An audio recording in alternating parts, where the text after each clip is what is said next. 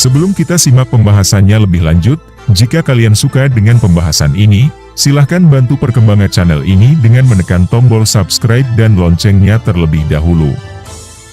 Supaya kami selalu semangat dalam membagikan kisah menarik untuk video berikutnya. Dimohon untuk menyimak sampai selesai supaya kalian tidak salah kaprah dalam menyikapi pembahasan ini. Prabu Anglingdarma adalah nama seorang tokoh legenda dalam tradisi Jawa yang dianggap sebagai titisan Batara Wisnu. Dalam legenda, Prabu Anglingdarma dilahirkan oleh Pramesti, putri Prabu Jayabaya. Sementara Prabu Jayabaya merupakan putra Gendrayana, cucu Yudayana dan cicit Parikesit. Silsilah Anglingdarma jika diurutkan sampai ke tokoh Mahabharata, yaitu Abhimanyu, ayah Parikesit dan Arjuna, kakek Parikesit. Kisah ini dapat ditemukan dalam bentuk relief di Candi Jago. Sebagai sebuah cerita, kisah ini dikenal baik dalam kidung maupun serat Anglingdarma. Penentuan kisah relief merupakan tafsiran Thomas Hunter, ahli linguistik dan Jawa kuno, berdasarkan naskah yang diterbitkan karya Bambang Sutrisno, mantan juru kunci Candi Jago. Tafsiran itu, pertama kali diungkapnya lewat seminar pada tahun 1989 yang kemudian dituliskan lewat makalah berjudul The Aridharma Reliefs of Candi Jago, yang terbit dalam Society and Culture of Southeast Asia pada tahun 2000. Secara keseluruhan, kisah Anglingdarma terdapat dalam 7 panel relief. Kisahnya direlief didahului dengan adegan ular naga jantan merayu ular naga betina. Di Candi Jago, relief Anglingdarma bisa ditemukan di kaki candi, tepatnya pada sisi timur laut, dan letaknya setelah relief Tantrika Mandaka dan sebelum relief Kunjarakarna. Walaupun demikian, relief Anglingdarma yang dipahat di Candi Jago bukan relief yang dibuat pada masa Singhasari. Mengingat Candi Jago dibangun sebagai pendarmaan bagi Raja Singhasari yaitu Prabu Wisnuwardana. Relief ini dipahat pada bangunan yang dipugar pada masa Hayam Wuruk. Pada negara Kretagama disebutkan Hayam Wuruk melakukan pemugaran terhadap 27 pendarmaan leluhurnya. Candi Jago mengalami perombakan signifikan secara arsitektural.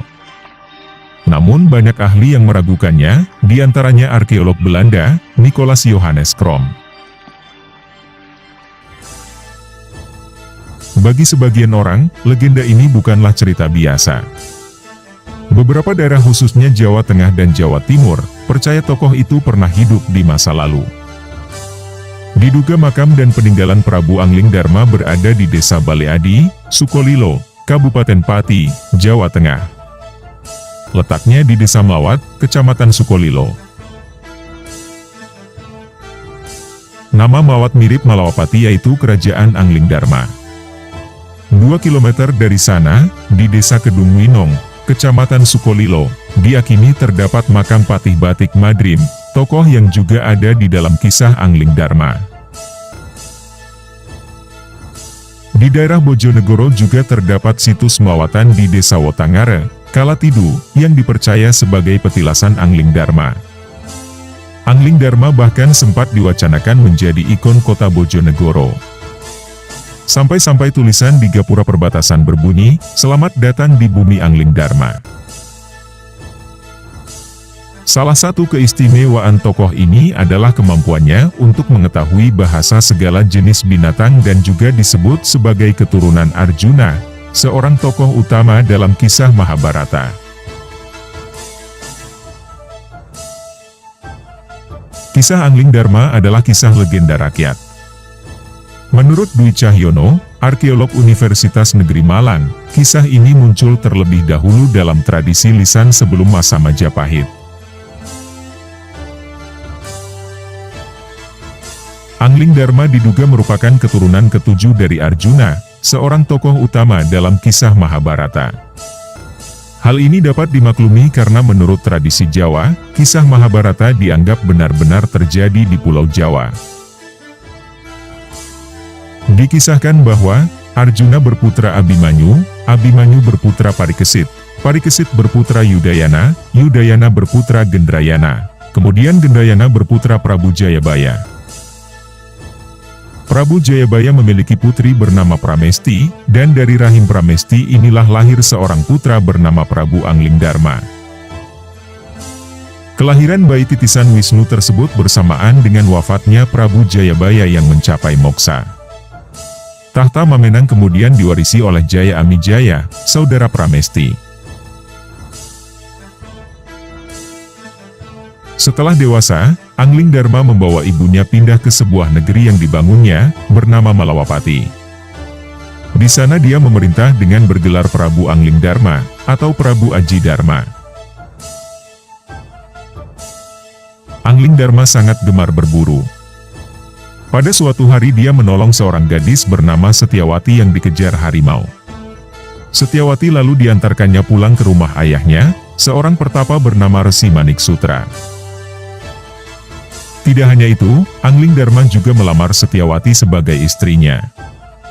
Kakak Setyawati yang bernama Batik Madrim telah bersumpah, barang siapa ingin menikahi adiknya harus dapat mengalahkannya. Maka terjadilah pertandingan yang dimenangkan oleh Anglingdarma.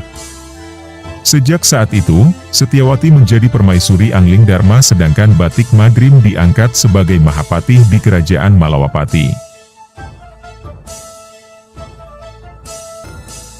Pada suatu hari, ketika sedang berburu, Anglingdarma memergoki istri gurunya yang bernama Nagagini sedang berselingkuh dengan seekor ular tampar. Anglingdarma pun membunuh ular jantan sedangkan Nagagini pulang dalam keadaan terluka. Nagagini kemudian menyusun laporan palsu kepada suaminya, yaitu Nagaraja supaya membalas dendam kepada Anglingdarma. Nagaraja pun menyusup ke dalam istana Malawapati dan menyaksikan Anglingdarma sedang membicarakan perselingkuhan Nagagini kepada Setyawati. Nagaraja pun sadar bahwa istrinya yang salah, dan dia pun muncul dan meminta maaf kepada Anglingdarma. Nagaraja mengaku ingin mencapai moksa. Lalu dia kemudian mewariskan ilmu kesaktiannya berupa Aji Gineng kepada Anglingdarma. Ilmu tersebut harus dijaga dengan baik dan penuh rahasia. Setelah mewariskan ilmu tersebut, Nagaraja pun wafat. Sejak mewarisi ilmu dari Nagaraja, Anglingdarma menjadi paham bahasa binatang. Pernah dia tertawa menyaksikan percakapan sepasang cicak. Hal itu kemudian membuat Setyawati tersinggung karena disangka menertawakan sang permaisuri tersebut. Anglingdarma menolak berterus terang karena terlanjur berjanji akan merahasiakan Aji Gineng, yang kemudian membuat Setyawati bertambah marah. Setyawati pun memilih Pati Obong, yaitu bunuh diri dalam api untuk mengembalikan harga dirinya.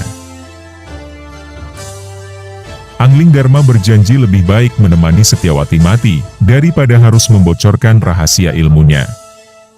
Ketika upacara pembakaran diri digelar pada tanggal 14 bulan Purnama, Anglingdarma sempat mendengar percakapan sepasang kambing.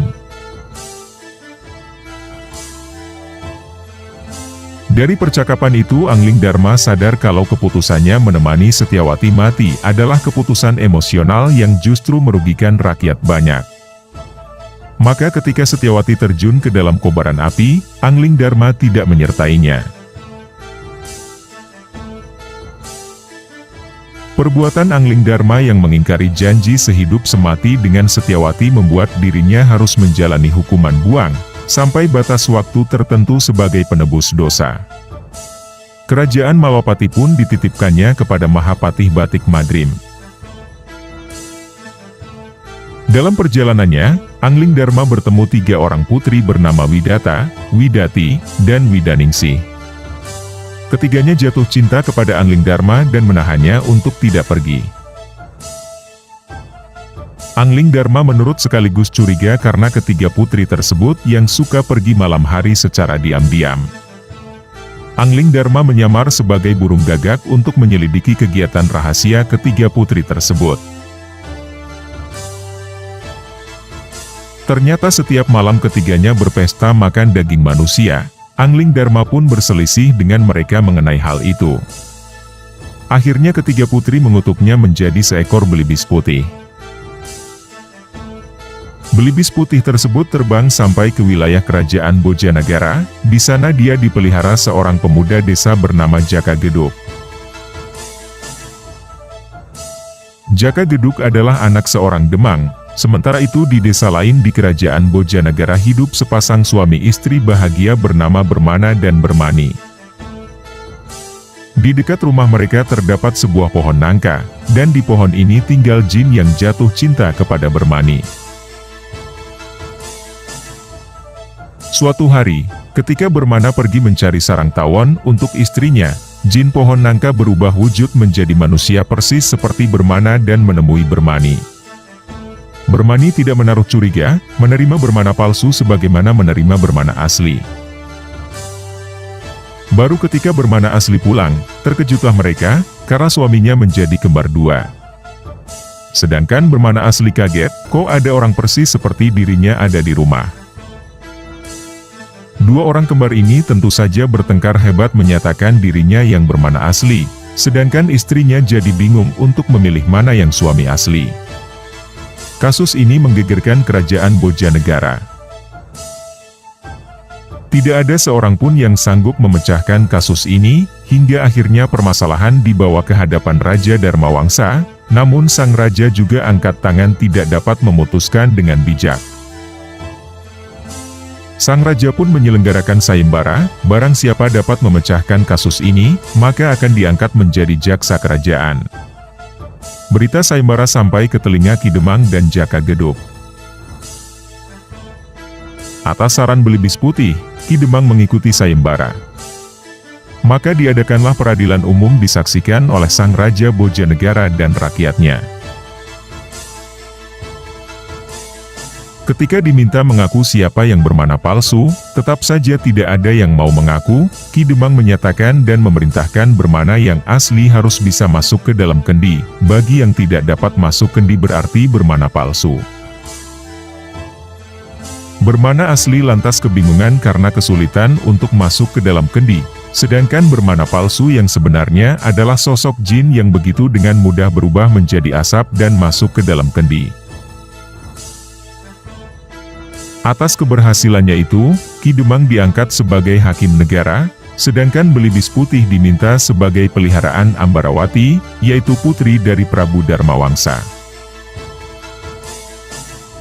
Anglingdarma yang telah berwujud Belibis Putih bisa berubah ke wujud manusia pada malam hari saja. Setiap malam dia menemui Ambarawati dalam wujud manusia, mereka akhirnya menikah tanpa izin orang tua. Dari perkawinan itu Ambarawati pun mengandung. Dharmawangsa heran dan bingung mendapati putrinya mengandung tanpa suami. Kebetulan saat itu muncul seorang pertapa bernama Resi Yogiswara yang mengaku siap menemukan ayah dari janin yang dikandung Ambarawati. Yogiswara kemudian menyerang Belibis Putih peliharaan Ambarawati. Setelah melalui pertarungan seru, Belibis Putih kembali ke wujud Anglingdarma, sedangkan Yogiswara berubah menjadi Batik Madrim. Kedatangan Batik Madrim adalah untuk menjemput Anglingdarma yang sudah habis masa hukumannya. Anglingdarma kemudian membawa Ambarawati pindah ke Malawapati.